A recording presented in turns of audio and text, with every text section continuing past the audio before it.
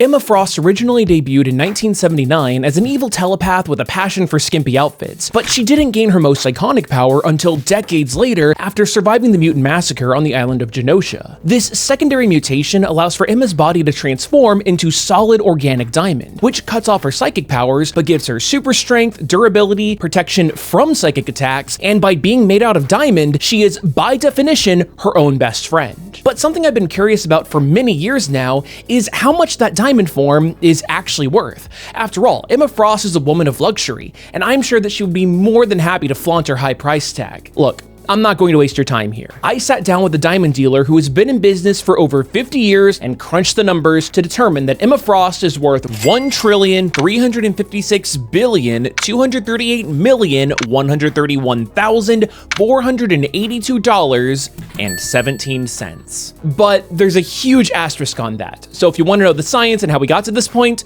well, that's what the rest of this video is for. Hello and welcome to Comic Drake, where I talk about comic books. My name is Drake.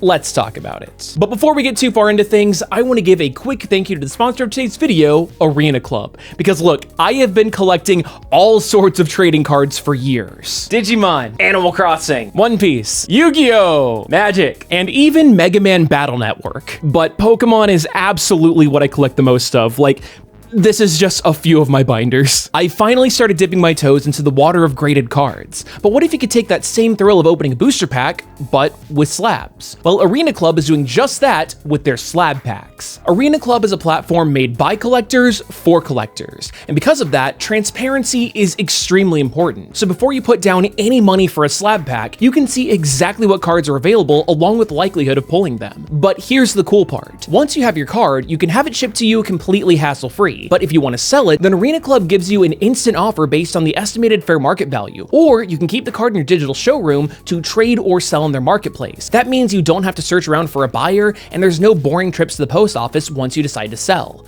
Regardless of if you're buying, selling, trading, or grading cards, Arena Club is the safest and most trusted name in the game for a reason. And if you want to see for yourself, then you can get 20% off your first slab pack or card purchase just by going to arenaclub.com/comicdrake and by using the code ComicDrake. Once again, big thank you to Arena Club for sponsoring this video, but now, let's get back to it. The value of a diamond is dictated by what is called the 4 C's: color, clarity, cut, and carat. And right off the bat, it is going to be extremely difficult to calculate these because every artist depicts Emma's diamond form differently. She wasn't even made out of solid diamond originally, but rather she just had an organic diamond exoskeleton and you can see her fleshy skin underneath it. But later in that same run, this was changed into the solid form that we know and love today. Not only does it look a lot better visually, but that means that her value calculated here is going to be far more than skin deep. However, it means that everything from the color to the transparency to the smoothness of her diamond form varies from artist to artist, and each of them is going to affect her value in huge ways. So I combed over 2 decades worth of Emma Frost comics to try and get a solid idea of her most common depictions. And I think that as you watch this video, you'll understand why we're confident in the numbers provided. And again, I even made sure to get an actual jeweler involved for this. Well, I'm sitting down with Danny Moorhead, the president of DiamondTrade.com. He's going to be taking a look over Emma Frost, and we're going to try to figure out how much she's worth. Great. So what exactly makes a diamond valuable? There's natural diamonds that come out of the earth, and they're lab-grown diamonds. The value was determined by 13 characteristics where they're analyzed by the GIA laboratory. But it was controlled by a cartel called Davies, and they forced the market to accept their values and their product. So it was a controlled market. Today it's different because lab-grown diamonds are available and their value is determined by what it takes to grow the material, polish it, cut it, certify it, and bring it to the United States or any country in the world where it's being sold. The 4 C's are color of the diamond, which can range in color from translucent white all the way to deep yellow and other colors as well. Clarity is defined as the nature of any imperfections that are in the diamond. The carat weight, which is the weight of the diamond, how much does it weigh? And the last one is the cut. How much light does it reflect? How much scintillation? Well, a carat is, in diamond terms, is about the size of the eraser on a pencil. I mean, that diameter, 6.5 millimeters, would be the size of a 1 carat diamond. Oh, she's made of a lot of carats then. A lot. Oh. She would be hundreds of thousands of carats. So how much is the value of a 1 carat diamond? A 1 carat diamond in a natural stone in a GH color VS1 would sell for in the neighborhood of $6,500.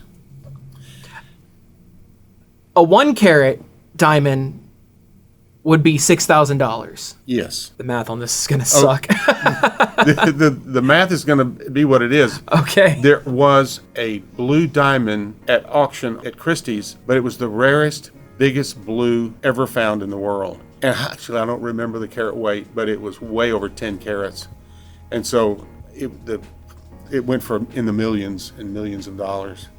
So that's okay. very rare. Yeah, that's definitely setting the stage for how expensive she's going to be. Marvel over the years has been releasing their official handbooks of the Marvel universe, and they give all of the stats for the characters. Like, you know, the X-Men Cyclops, right? Sure. You know, he shoots the laser beams. Turns out that's not how it works. Turns out his eyes are actually like interdimensional portals to an alternate universe of pure concussive energy. So he just kind of like punches people from a distance. Wow. They get into the nitty gritty of everything here. So it is impolite to ask a woman her weight.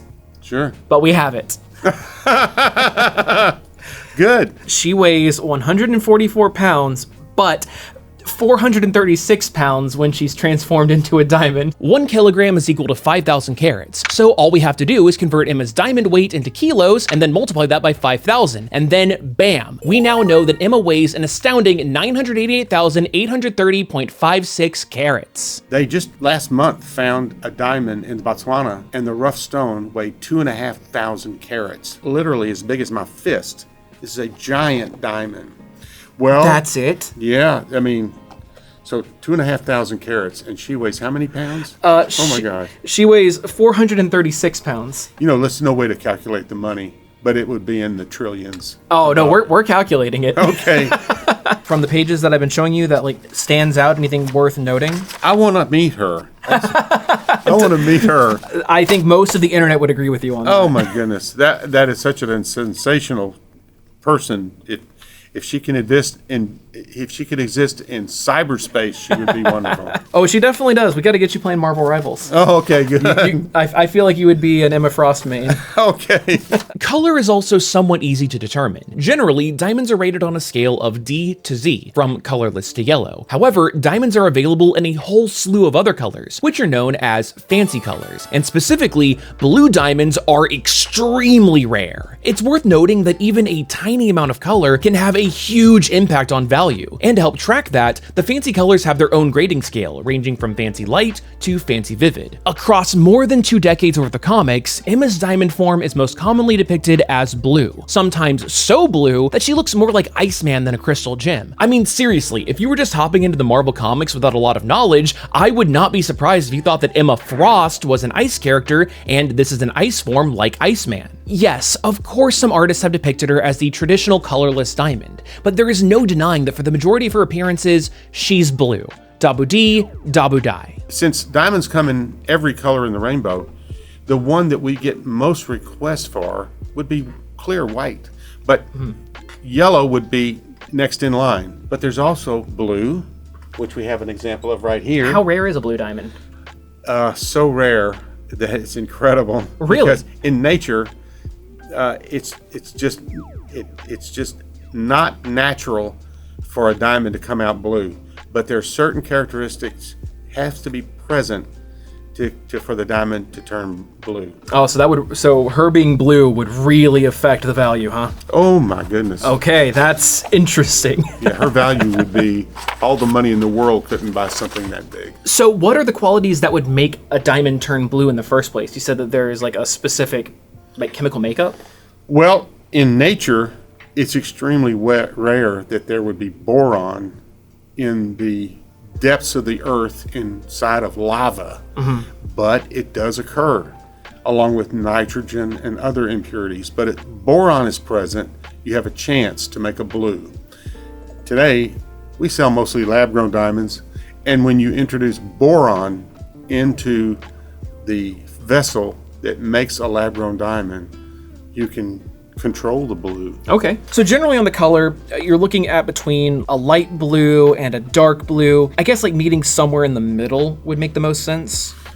Probably.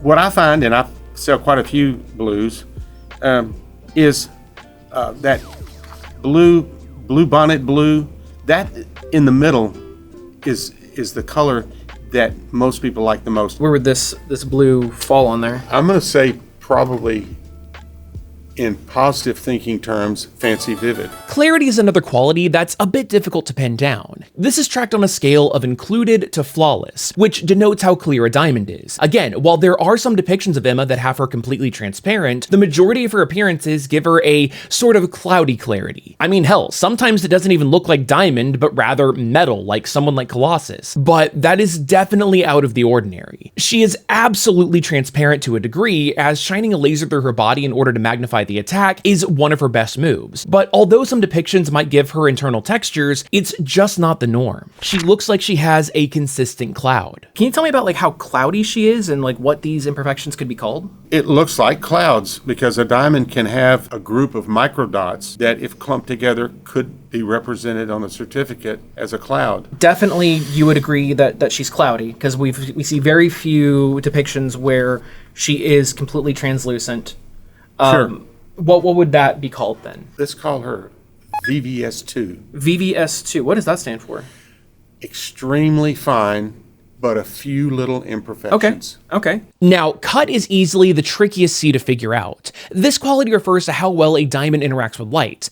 In layman's terms, it's how much it sparkles. A craftsman is able to maximize the sparkles through precise geometric angles, but it doesn't matter if an artist draws Emma as smooth or polygonal, because no matter what, it is literally impossible to figure out Emma's cut, because as a living, breathing person, her cut changes every time that she moves, and there is just no way to accurately measure it. To make things easier though, we're just going to give her the best cut value that we possibly can. The cut is probably the most important characteristic, because if the cut of the diamond is perfect or close to perfect, the diamond will reflect the greatest amount of scintillation and brilliance. Mm-hmm. So she looks pretty brilliant to me. Oh, really? Oh, yeah. Okay. Her cut would be classified as excellent. As excellent. An excellent cut. Yes. Okay. We've got the 4 C's.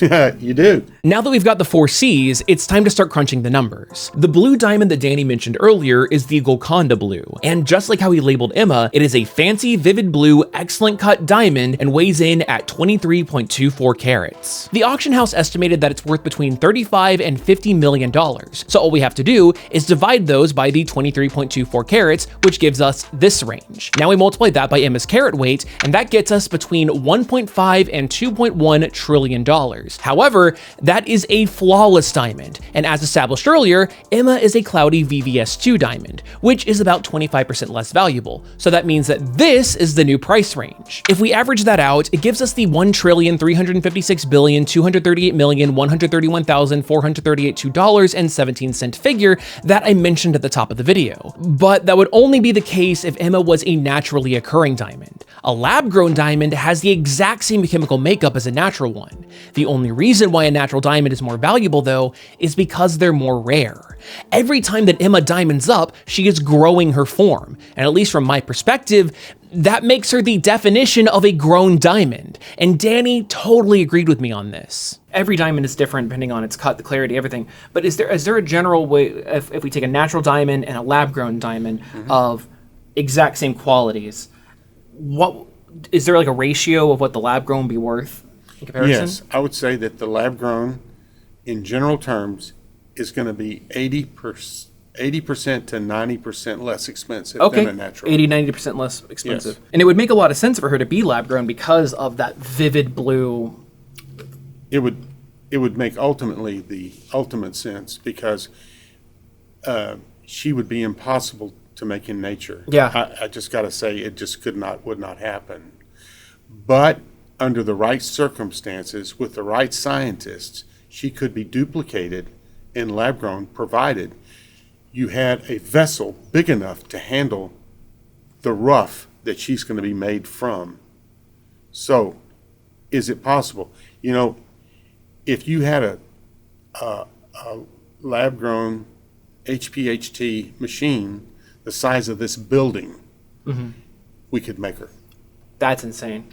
But it's going to take the national debt to create that, and you're going to have to pay all those scientists billions to get it done. So it's a pretty giant number.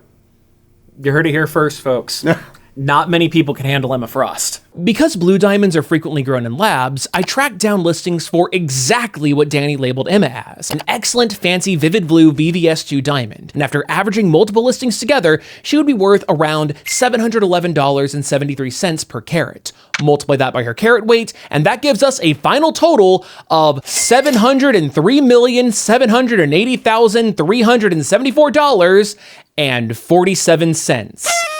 That is still a lot of money and a whole lot more than my entire net worth, but it's not nearly as crazy as I expected when I set out to make this video. So, hey, hopefully that was interesting to you. I at least learned a hell of a lot more about diamonds throughout this entire process. So if you liked it, I don't know, give me a like and a subscribe. I would really appreciate it.